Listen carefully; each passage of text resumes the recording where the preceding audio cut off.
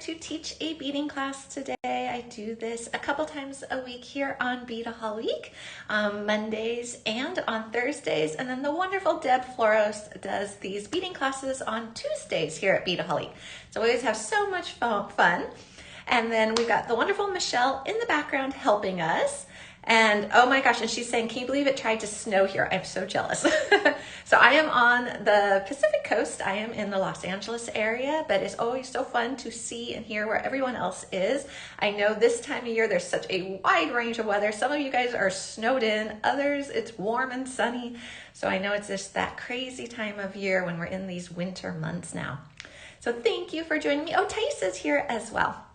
So Thais and Michelle are both beaders as well. So I try to answer as many questions and comments as I can, but they're also super knowledgeable and great at helping as well.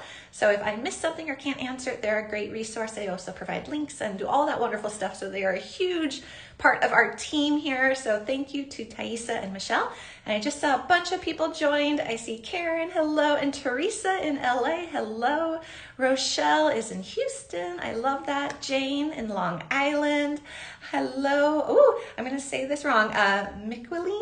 So thank you for joining us. Monique is here. Janice, Karen. Oh my gosh.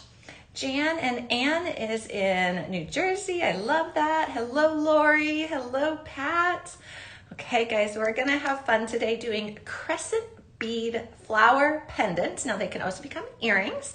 It's a fun little simple medallion basically that we're going to make out of crescent beads. We were talking about these beads in the last show on Monday. So they come in a tube. They are a 2-hole bead. Let me see. I'm going to show them up close here when we actually get into the show, but they are just this little crescent shape with 2 holes. And they're one of those beads, I think, that kind of stump people. So maybe you have some at home and you've just been like, you put them in a shelf and you in a drawer and you don't know what to do with them.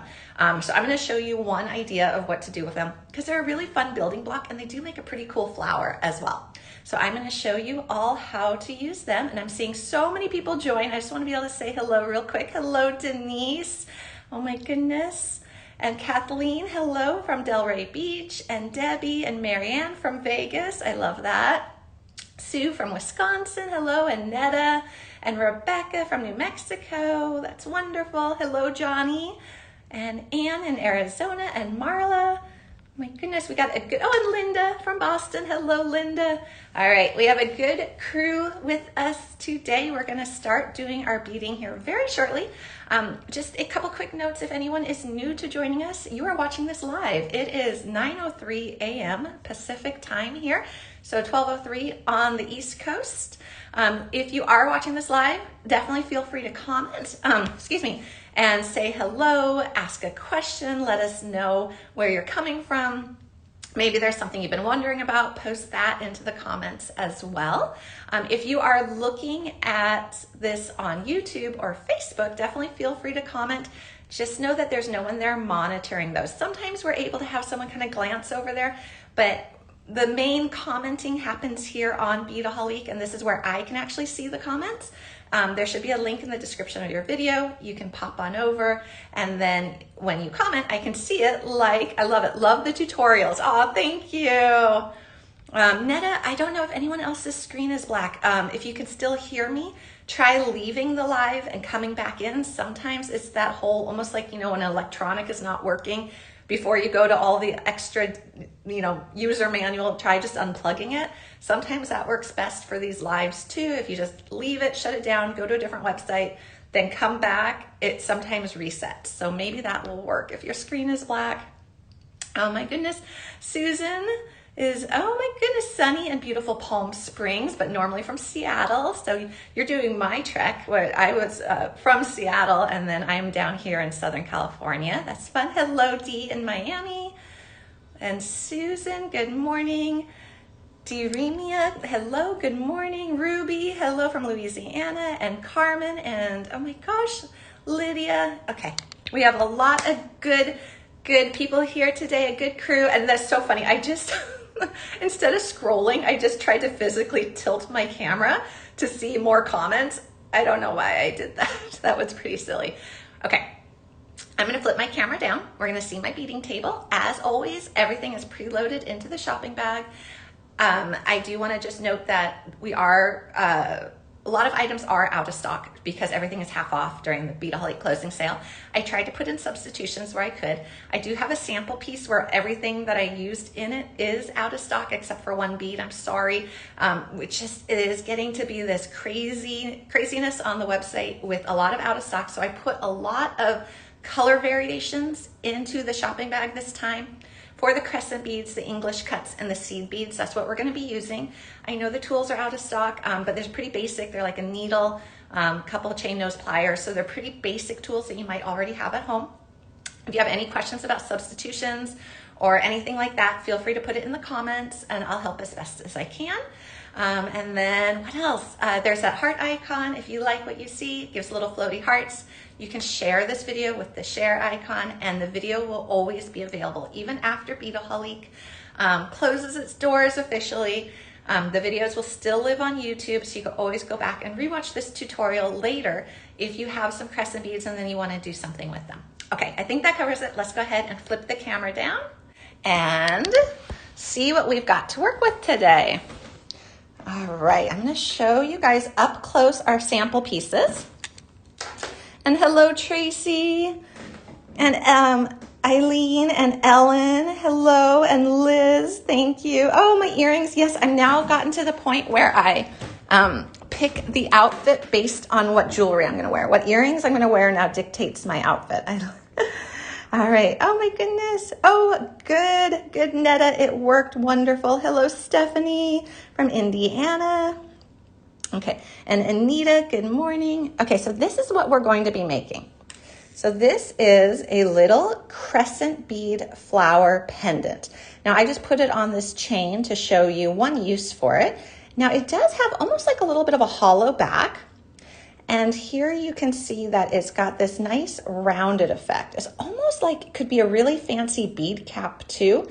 As I was looking at this, I was like, oh, if you have a really large bead, you could use this as a bead cap, which would be pretty neat as well.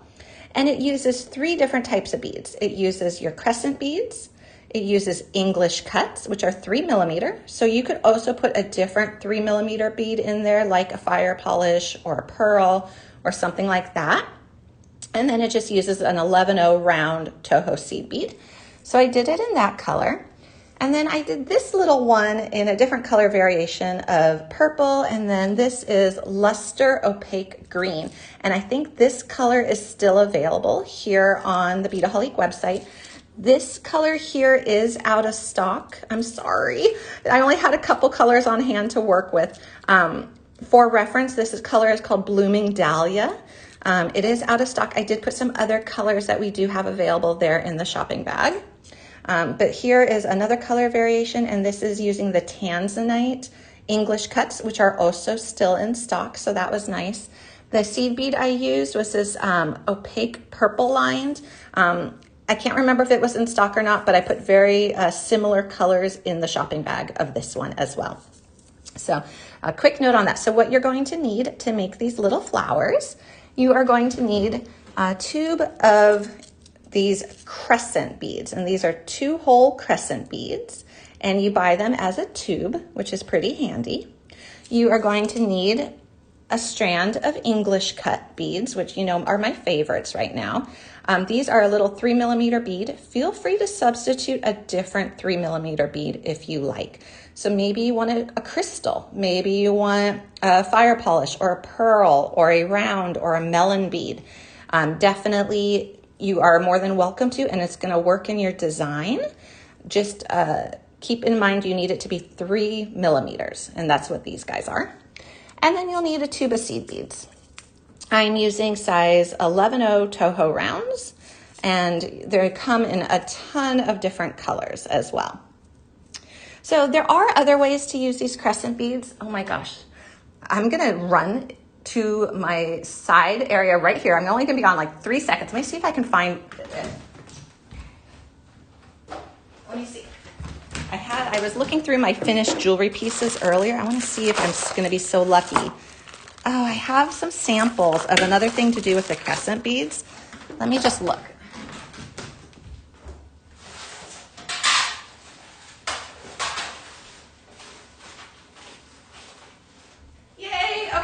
on everyone, I found it. Here is another sample of what you can do with crescent beads. We're not going to be doing this here, but there is a tutorial on the Beadaholique website for this bracelet. There's also a YouTube video. So here is another example of what you can do with crescent beads if you wanted to do like a bracelet. So this is definitely a more intricate design, but it's really fun to play with their direction. So you see there's 3 pointing up, 3 pointing down, 3 going up. And there is a tutorial on this, and there is a project page for this. And it comes in a couple different color variations. So there are a lot of things you can do with these crescent beads. It's kind of a matter of working with them to begin with kind of a simpler project such as this, kind of getting started with getting used to how they work together, how you line them up. And then once you do something like this, you can move on to something like this. Oh, Hawaiian touch, totally. Totally. I'm going to Hawaii in February. I'm very excited. Okay, so let's go ahead and start. We're going to be using Wildfire again, 0.006. And then what we're going to do, that's a great question, Sue. I just saw your question. Is there a bead you can put on the end of a snowflake frame? I'm curious if you could put a finial bead. I'm not sure. I'd have to test that, but a finial bead could look really cool on the end of a snowflake form. Okay, so we're going to use 0.006 Wildfire, and I'm going to be using the black just so we can see it better. Now, we often talk about like what type of thread you should use. So in this case, the heaviness of the Wildfire is pretty important. These are a little bit on the wiggly side, a little bit more than I even really like in general. They're just a little bit more of a delicate design. I would worry using a 1G or a NYMO that they wouldn't be strong enough to hold their shape. So I would definitely recommend a heavier thread in this case, such as like a Wildfire 0.006, just because it's going to give it the structure and the strength it needs. It does look like a daisy. I love that. Yeah, it's just a little flower and just kind of radiates out from the center. We're going to use 10 crescent beads for it, and then we're just going to have a center ring of seed beads and an outer ring of these English cuts. All right, so what we're going to do to start is pick our colors. So I know that, let's see, I have some seed beads here. So we can either make the same one of these as I already did. I only have the 2 colors of crescents in front of me. So we either have to do the Blooming Dahlia or we have to do the luster green, the luster opaque green. And then I do have a bunch of different English cuts. So let's see. We can do, and actually that's not an English cut right there. That is a little check fire polish in 3 millimeters. This is Pacifica Fig. This color has been one of my favorite colors. So you can see that you could use a little fire polish as well instead of the English cuts. Can you see the back side again? Absolutely. So the back side looks like this. So there's the back side. And you know, I just ordered myself a button maker to make handmade buttons. I've actually been curious if you could like secure this on top of a button and have beaded buttons, because it does have a nice rounded shape to it. So you're going to need 10 crescent beads per flower. So if you're making a pair of earrings, you'll need 20 crescent beads. If you are making a pendant, you'll just need the 10. So I'm just kind of looking at my colors that I have here on the table, trying to decide what color combo to do. I think we're just going to recreate this one right now because it's going to be pretty easy to see here on camera. And I'm just going to bring in this light a little closer. See if I can get just a little brighter light here on my space. It's feeling a little dark. Oh, much better. Okay. And so what we'll need is 10 crescents. So this is what they look like. And we want to line them up because you do need to pay attention to which hole you're going into. You can see it's got those 2 holes right there. So what I found easiest to do was just to make a line of them on my beading mat, of all 10 of them lined up facing the same direction. And that way when I go to pick them up with my needle, I know which hole to pick them up from. So I'll just line up 10 of them. And every once in a while you get one like this. And this is just a little manufacturing defect. There's usually like 1 or 2 in a tube I've found. So you can either use a bead reamer and try to clean out those holes or just set that one aside. 1, 2, 3, 4, 5, 6, 7, 8, 9, 10. So I've got 10 lined up.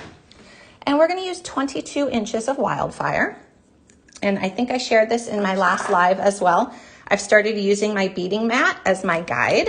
So my beading mat right here measures 11 by 14 inches. So if I want 22 inches, I'm just gonna actually use my beading mat as my ruler and do it twice. And then I'll go ahead and cut it. And then Michelle is saying, I just poke the holes with a needle to clear them. That's a really good, easy solution. I like that, Michelle. I'm gonna be using a size 10 beading needle. Right here is a little size 10 needle. And I am going to flatten it with my fingers to make it so it's a little easier to thread. And I like projects like this where there's only a few ingredients. You really just need 3 different ingredients, that tube of crescents, the tube of seed beads, and a 3mm bead, such as an English cut. So what I'm gonna now do is, this was a chartreuse, and this is still available as well. It just has a pretty little green effect to it. So I'm gonna spread those guys out. And then what I used for the center of this particular one was this color here, which I think is unfortunately out of stock, but I put some substitutes into the shopping bag as well. Oh, I love that Santa Barbara girl. Yay, I know, I'm happy to be here too. This is such a good group. Okay, so what I'm gonna do is I am going to not put a bead stopper on. I've just got my needle with my thread, and I am going to start with a seed bead, like so. And I'm gonna pick up a crescent bead from the side hole. So if you see right here, I just have it from that side hole. And since I've got these all lined up, I'm just gonna make sure I go all the way up the same side when I pick these guys up. So now I'm gonna do a seed bead, a crescent bead, a seed bead, a crescent bead, a seed bead, a crescent bead. So you see how this is lining up? And you see how they're all now facing the same direction? So no stopper, because I'm gonna actually tie this into a knot. I'm gonna pull this whole design together into the round and tie a knot. So that's why I don't have a stopper bead. But I can just kind of, I'm holding my tail right here. I mean, you could, if you didn't want to hold your tail, you could definitely put a stopper bead and just take it off. That would be very easy to do as well. So we're just doing a seed bead, crescent bead, seed bead, crescent bead, until we have all 10 of the crescents on here.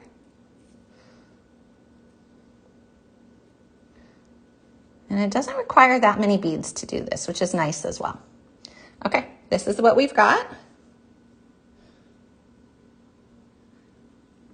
So you see they're all lined up on there. They're all facing the same direction. We started with a seed bead and we ended without a seed bead because we're gonna pull this together. Okay. And then what we'll do is we wanna leave a tail that's long enough to thread our needle easily back onto. And we are going to just take this and we're gonna tie it into a loop to bring it into like a round shape here. So I'm just making a simple little overhand knot, pulling it together so it all comes together like so. And then I'm gonna make this into a surgeon's knot. So I'm gonna go through it twice.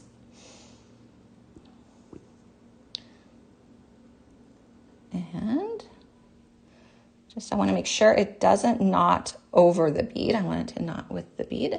All right, so see right here, now we're in a round. And it looks like a little alien right now. I was thinking like little alien jaws here. It does not look like a pretty flower at this point, but it's going to. It is going to. Okay, so if you can see where we're at, when we fan this out, it's going to look like this. Now, a quick note, if you tie your knot really tight, what you end up with is a much more arched effect. Now, if you have it a little bit looser, you end up with a flatter effect. So you can kind of choose if you want your flower to be a little bit flatter or a little bit more rounded. And these are the same size beads, same size everything, and you can see how one is bigger and one is smaller. A sea urchin, yes, I like that.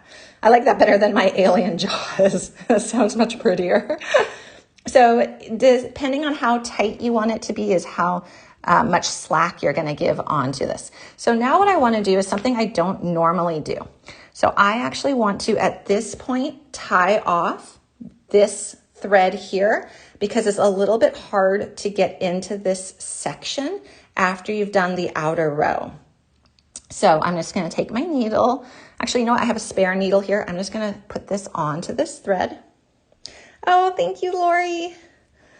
Yeah, the size difference is really noticeable. It's kind of interesting how that happened. All right, so I'm going to look at where it's exiting, and now I'm just gonna go through. This is with the needle on the tail. Definitely like the sea urchin. That sounds so much nicer. Okay, and then you just go through a couple beads. So you see, I just went through a couple beads. Yeah, like a chrysanthemum. That's a good way of looking at it too. It does look like that.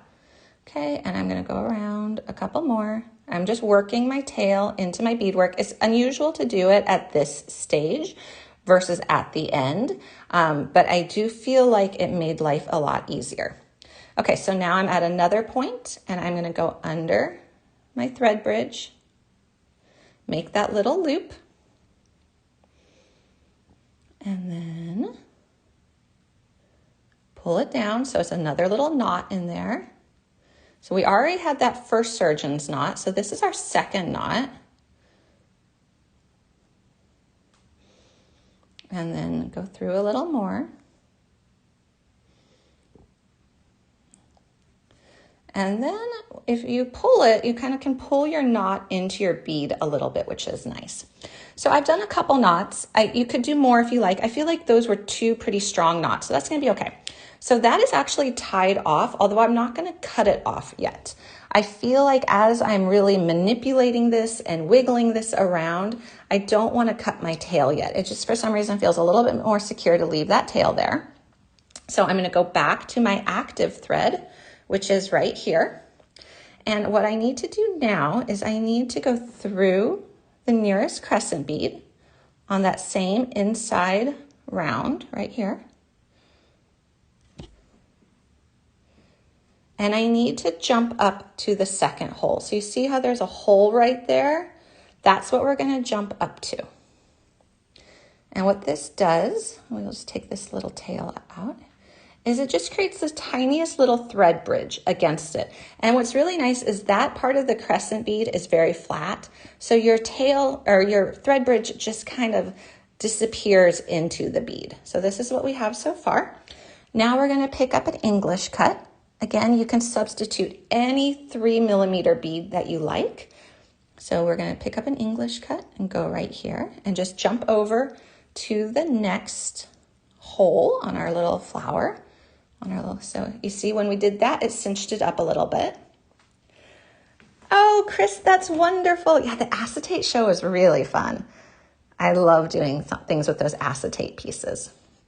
It's amazing the variety of jewelry you can make in this world. You can do the bead weaving, you can do the acetate, the wire wrapping, kumihimo, loom work, wrap-it bracelets, so many different things that you can do and different styles of jewelry. I love it. Okay. And then we're just gonna keep going around. Now, what you could do, I think, I haven't tested this, but I always like to show variety.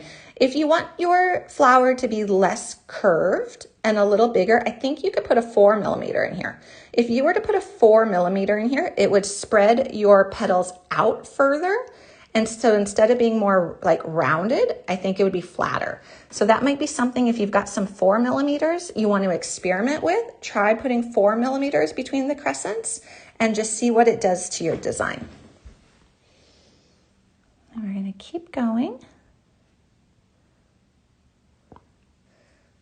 And we're just working our way around on that outer edge. And you see that we've just got these nice second holes waiting for us. Yeah, I think you can experiment again with this one and do some variations on it. You can try fewer petals, more petals.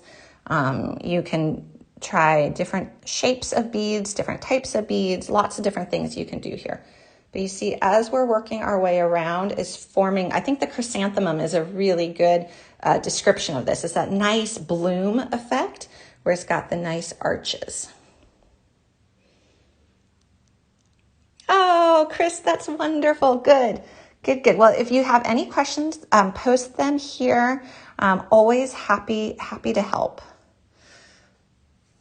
Yeah, those wire looping pliers and 24 gauge wire are my staples for sure.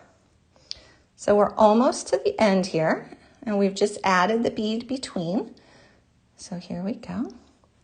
And this here is our final bead. So we're just going to put it right in here. Now, again, I'm always looking at variations. You could put a different bead right here to just kind of be unique and interesting if you wanted to. Just have like one off bead before we put the little connector for our jump ring on. So that's another thought. Or you could have a different bead here and a different bead here. That could look really unique and interesting as well. Ooh, yes, this flower in red and green for Christmas would be beautiful. Beautiful. All right, I'm going to go through the last crescent bead and I'm going to go through the English cut next to it. This is a really nice kind of simple little beading project. Okay, so here's a good illustration.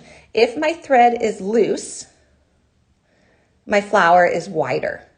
If my thread is tight, it cinches it in. And this is where I look at it and be like, that would be the neatest bead cap or button cover if you have it rounded like this. So again, if you want to have your thread a little looser, just kind of push it and squish it out. So there's what you've got.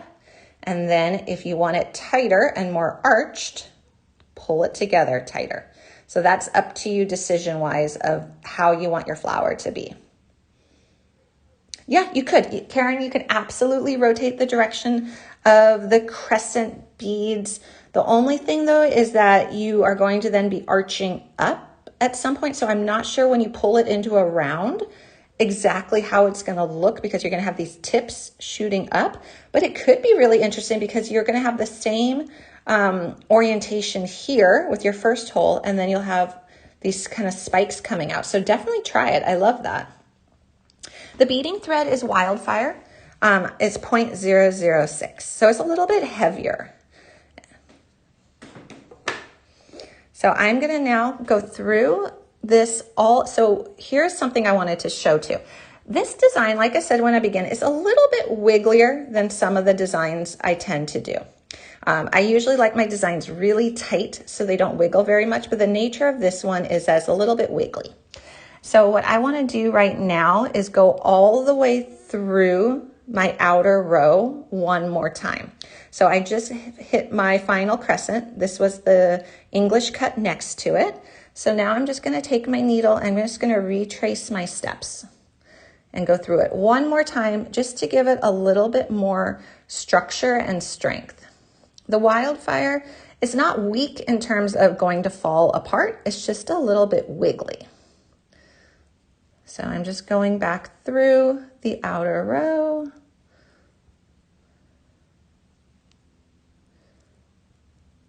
Just to bulk it up a little bit.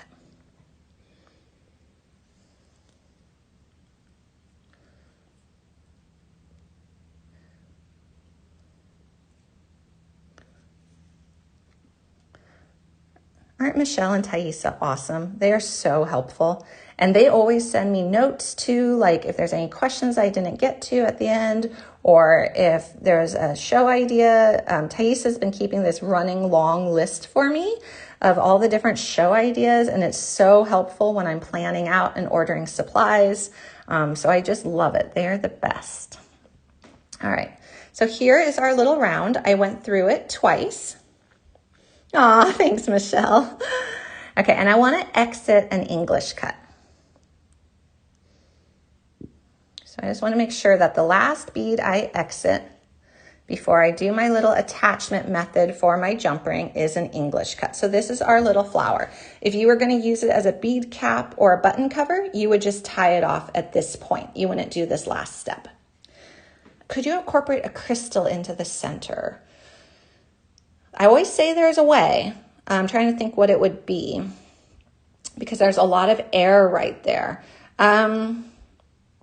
You could try exiting a crescent bead, putting another seed bead, putting a crystal, another seed bead, and going through another crescent bead in the opposite direction. I think you could definitely try that. That might be your best bet. So after you do probably this first round and secure it, and before you jump up to the next row, you could then try doing that. And you're just going to need a little bit of something to transition you to the center, which I think just another seed bead would probably work just fine. And then maybe a 6 or 8 millimeter crystal. So really good idea. I like that. Okay, now we're going to use the same seed beads that we used for our inside circle, and we're going to grab 3 of them. And we're going to make a little loop. So we're exiting that English cut. We're going to make a little loop and we're going to go through the English cut again, and you can even go through a couple other beads and bring it into a loop. But before you tighten that loop, we need to slip a jump ring through the middle bead. And so we're going to use a little 4 millimeter 22 gauge. I don't know why that one felt a little thicker. Sometimes my jump rings get mixed up, so this one should be. So you want a little 4 millimeter 22 gauge. 22 gauge is the maximum thickness that is going to go through this jump ring. And honestly, it doesn't always go through, or that's going to go through the seed bead. And honestly, it doesn't always go through it easily. Sometimes you have to swap out your seed bead. So let's see if this one works. So I've got that little seed bead right there, and you can see the hole. And now I'm just going to take my jump ring, and it did. It went through it nicely. So it just latched through that. And this is my favorite connection method for bead woven pieces to jump rings.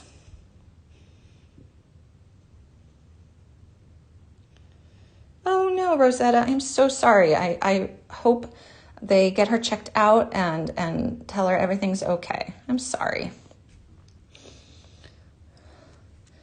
Okay, once you've got this, now you're gonna pull your string to pull that tight. So now you have just a little seed bead arch with a jump ring linked to it. And now all we have to do is tie off this outer edge. It's always so nerve-wracking waiting for doctor's calls or doctor's visits or test results. It's very hard. Well, thank you for joining us and being part of the community here. Hopefully we are a bit of a distraction while you wait. Okay, so now what I'm going to do is I'm going to make a little knot. So just slip under our thread bridge and pull through, make a little knot. We're going to do a second little knot in that same spot. And then we're going to go through the crescent bead again, go through a couple more beads. Oh, thank you, Angie. Okay, and I'm going to tie it again. I always want to tie it in a couple places. Everyone has a different idea on this. Just do whatever's comfortable for you. If you feel good tying it in one spot, then go with that. If you feel like you want to tie it in 3 spots, go with that. There's no right or wrong. Do whatever works for you. Beading is supposed to be fun and relaxing and joyful. I always find there's no wrong way to do this. If it works and it's structurally sound and you're happy with it, then go with that. Same with, I always find that there's a way of doing something if you want to do it. So like if you have an idea like that crystal in the middle, there's definitely a way of doing it. It just has to be found. Ooh, tiny triangle beads. Which triangle beads, Diane? Are they the ones with the 2 holes at the bottom? Because I could try to plan something with them. Okay, we're done. So what I'm going to do now is just trim my tails because it was so nice and convenient that we already tied off that center one. And you can kind of see now why we tied it off to begin with, because it'd be a little bit hard to get into that center area. Oh, thank you, Johnny. Oh, you know what, Lydia? I don't think it's going to break. I've been doing this method for a very, very long time, probably 15 years. I have never had a seed bead break, a glass seed bead with the jump ring through it. Great question, though. But so far I've been okay, because usually bead woven pieces are not that heavy. Okay, so the only thing is it's a little hard to get in here to cut this tail. Where is it coming out? There it is. Okay, and then we got this tail on the edge. We're just gonna cut it. And we're done. So then if you wanted to hang this on a chain as a pendant, you would just put one more jump ring on like you see here. So I just added one more jump ring to it and then put the chain through it. So here's what it would look like as a necklace pendant. And then if you wanted to make it an earring, super easy. The jump ring is a 4mm 22 gauge. 4mm 22 gauge, 4mm 24 gauge will both work. Nothing bigger than that, I have found, works with the 11-0 seed beads though. And then here's just with the little earring hook. So you can make a little pendant and necklace set with this design idea. Lots of different things you can do with it. And then I am going to try to make this into a covered button once my button maker arrives, because it should arrive today. So I'm going to see if this would work as a button cover, which would be really neat. Okay.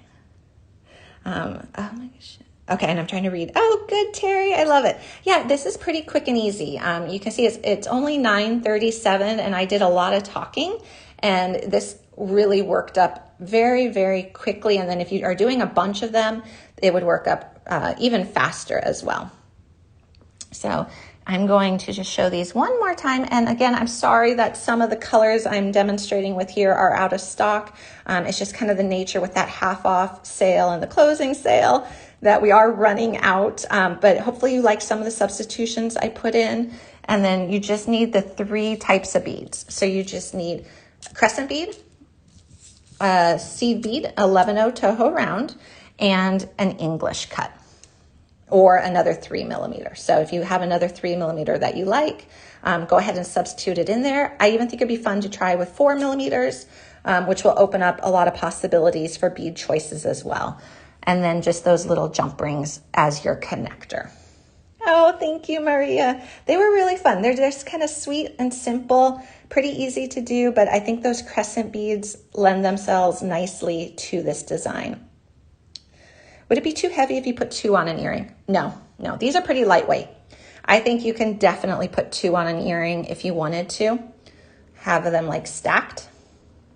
That would be very pretty. Ooh, I love that. That would be so nice.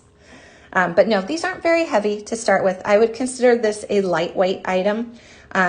You've got a lot of air in here. So if you see that, like here, it's almost like hollow chocolate, if you will. Like you see a piece of big chocolate at Easter time or Christmas time, and you pick it up expecting it to be heavy, and it's not because it's hollow. So here is kind of the same principle where you got a lot of air happening to give it has structure and body and shape, but part of it is just the air. Oh, thank you, Lori and Pat. Thank you, guys. So fun little design using chocolate. Yes. Oh my gosh. So we are trying to cut down on our sugar. So we threw out all of our leftover Christmas candy and Christmas cookies and Christmas sweets. And I am craving chocolate now. Oh, thank you, Lori. All right, guys, I'm going to flip the camera up so I could say goodbye today. And then, oh, I do want to show this though, just that other idea. This is a project on Beadaholique. It is also a video as well. So it's just another idea with crescent beads, something a bit more elaborate. But you can find that. And again, all these videos, even after Beadaholique fully closes, will still be available on YouTube. They'll still be there where you can see them and get ideas and inspiration. Oh, I like that. Yes, yes, Christus. They remind me of the vintage beaded clips. Yes. Oh my gosh. Or shoe clips. These totally look like vintage shoe clips. Those would be so cute. Shoe clips need to come back. I like shoe clips.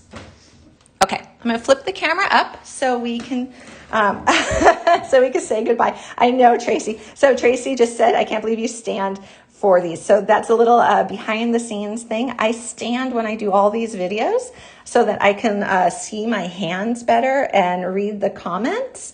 So I always start out sitting and end sitting to say hello and goodbye. But then I stand because it's just so much easier to see what's happening if I look through the camera. Otherwise, I'd be way off here half the time. Oh yeah, I know, shoe clips are great. Okay, I'm gonna flip the camera up. All right, thank you guys for joining me today. These were really fun to make. This is the other earring I have on right now. Like I said, I'm matching my outfit to my jewelry instead of the other way around. And then just for scale, this is what this one looks like. So you can see how big that is. And it's actually very noticeable. It stands out from a distance, which is quite nice. And that's what it looks like when it's hanging. So, and then just that quick reminder from Michelle, if you do have anything in your shopping bag, remember to check out. I know things are selling quickly with the 50% off. But thank you guys for joining me. I will be back on Monday and Deb will be back on Tuesday. So we'll have more fun to be had. Oh, thank you, Chris. All right. Oh, and thank you, Johnny. All right. Have a wonderful rest of your day, everybody. Take care. Enjoy whatever weather you have in your world right now. If there's snow, go out and play in it. We're never too old to play in the snow. I want to play in the snow. Have a wonderful rest of your day, and I'll see you